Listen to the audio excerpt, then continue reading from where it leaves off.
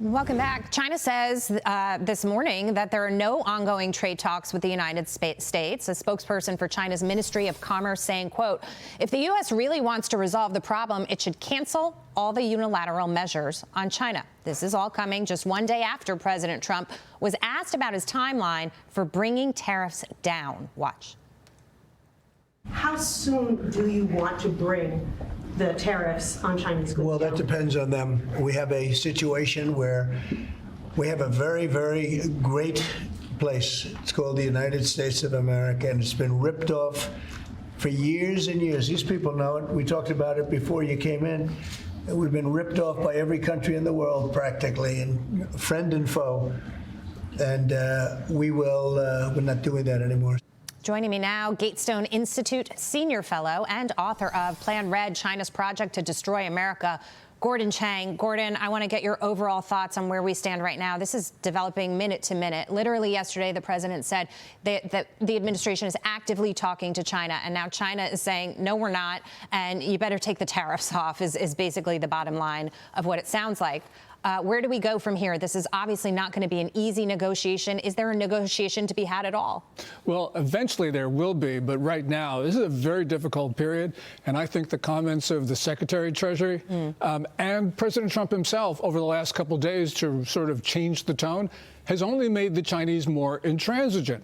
And that's just the way that they operate. And we should know that. So, you know, making these preemptive concessions, at least rhetorically, are really making this a much more difficult process. We've got the best in sound, and I want to play it because I think that's a really important point you made. Let's roll it. China's current economic model is built on exporting its way out of its economic troubles. It's an unsustainable model that is not only harming China, but the entire world. China needs to change. We want to help it change because we need rebalancing too. China can start by moving its economy away from export overcapacity and towards supporting its own consumers and domestic demand. Such a shift would help with global rebalancing that the world desperately needs. It's a tough nut to crack to say that you're going to change China's overall economy and how they do business, Gordon. Yeah, Treasury secretaries, presidents, you know, they've been saying this for a decade. And everybody knows that, of course, yes, China needs to rebalance. But the point that we forget is that there are Communist Party incentives that compel Xi Jinping and other senior leaders to go in the opposite direction. And we should stop talking about what's in China's good interest. What we should be talking about are the costs that we're imposing on China for being so intransigent. Because if we do that, then maybe we have a chance of moving the Chinese in a better direction. But comments like that, which are basically misguided and counterproductive, are just going to make the Chinese even worse. Do you think a rollback of tariffs to a certain degree over the course of the next few days will help incentivize China to come to the table? Is that enough? Or, as they said in the statement, does it have to be completely taken off and come back to zero to even have a conversation? Yeah, I don't think a rollback is going to help. I think what would help would be President Trump to impose more measures on China to show that he has the will to continue this.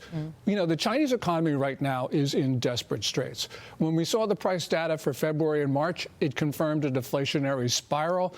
The Q1, they probably had a contracting economy, as we saw from underlying indicators. Although they reported 5.4% growth, that was not credible. So, yes, we have a lot of leverage here, and the president needs to use it. And there are things that he can do to make the heat on China to raise the temperature. Yeah. He needs to do that if he wants a deal. And fentanyl is a huge issue. You have these conversations. It's a huge issue for President Trump and the United States. So the discussions between China and the U.S. reportedly hanging on by a thread over this ongoing trade war. Officials are telling Reuters that China isn't doing enough to crack down on chemical suppliers. Boeing also confirming that its Chinese customers are refusing to accept plane deliveries. China just returning a third plane now. Boeing looking to potentially resell dozens of planes intended for Chinese airlines. So I want to get your thought on this because, you know, they are not rolling over and they're sending direct signs that this is going to be a tough fight. Yeah, one of the things that President Trump could do would be to say to Boeing, first of all, we're going to prohibit you from selling any planes to China. But more important, we're going to prohibit you from providing parts or services. And we're going to start to see China, with its Boeing fleet, have real problems. We got to show China that its refusal to take deliveries has a consequence. President Trump needs to impose that consequence. If he does it, then maybe we get to a better place. If President Trump doesn't show that initiative and that will, then we're in trouble. Hannah, jump in. Well, I just have to say, I think Trump is going about this the wrong way. I think we have people here in America that are going to be hurt by this plan of action. The Chinese don't care if their people are hurt. They're under a communist regime. They don't care about human rights. They don't care if their people starve.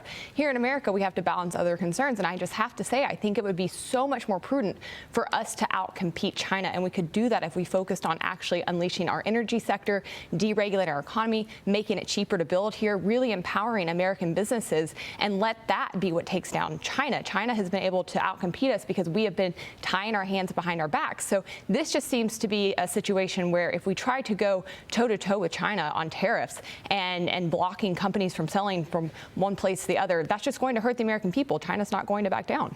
We have had 3 decades of injurious China policies and trade policies, and we can't think we're going to get out of this without severe costs. So Trump was dealt a very bad hand by his predecessors. And we can do both, Hannah. We can impose costs, which I think we have to do because these guys are selling fentanyl, deliberately killing 70,000 Americans a year, and stealing hundreds of billions of dollars of U.S. intellectual property each year, probably $500 billion, as John Ratcliffe estimated at the end of his term as Director of National Intelligence. And yes, we do need to have better education. We do need to do all these other things, but we can do both at the same time. And by the way, if you develop technology, but you allow the Chinese to steal it, that's not good for us.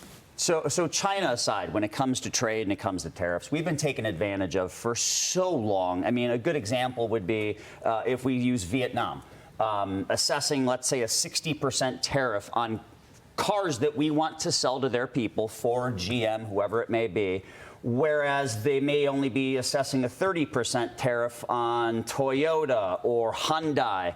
What that does is that causes those Vietnamese people to then buy a Toyota or a Hyundai instead of a Ford or a GM, which means Ford and GM produce less cars. It means they hire fewer people. It means the wage growth of those employees grows slower, which means they have less money to spend at Olive Garden and on Amazon.com.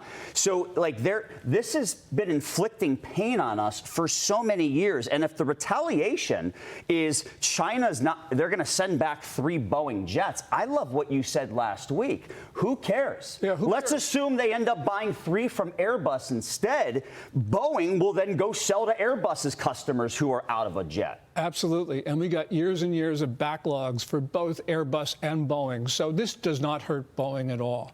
And when Boeing stock declines because of this, I just say, doesn't the market not understand the airline industry business model? This is just silly. But, that's the market, I suppose. Yeah. You understand that. I don't. But the point is, what China does is hurting China as much or more than it's hurting us. Right. And President Trump can do a lot of things to turn up the heat. And so I guess the question then becomes, Gordon, who can take the pain longer? But there's another issue that we're focusing on as well, and it's the fact that officials from China's lunar exploration program are accusing the United States of interfering with their planned foreign partnerships on space programs. Now, China is reportedly considering building a nuclear power plant on the moon. We were talking about that earlier. They want Russia's help for it with hopes that it would be operational by 2035. Many people say if you control space, you're going to control everything. This is a huge fight. Your reaction? Yes, of course. You have Elon Musk saying, well, the moon's a distraction. Let's go to Mars directly. Right. The problem is if the Chinese control the moon, they're going to weaponize it. And by the way, the Chinese have said they want to annex the moon, make it part of the People's Republic. But you control the moon, you control cislunar space. That's the area between the Earth and the moon. You control cislunar space, everything goes wrong on Earth. So, for instance, we can't defend ourselves. They'll take down our satellites. Those are early warning of ballistic missile attacks. That means the Chinese could assault us at will with their nuclear-tipped missiles. This is really, really serious. So we need to get to the moon. Artemis program, which really is good for us, nonetheless is having delays in getting back to the moon. We need to do this because the control of the moon is going to very much control the era of we're now living in. Yeah, absolutely. It's a big fight. We're going to be watching all the details. Gordon, thank you for breaking it down. Your perspective always helps me just have much better context for understanding the relationship between the two parties, the United States and China. So I appreciate you being here. Thank you. Well, thank you. Gordon Chang.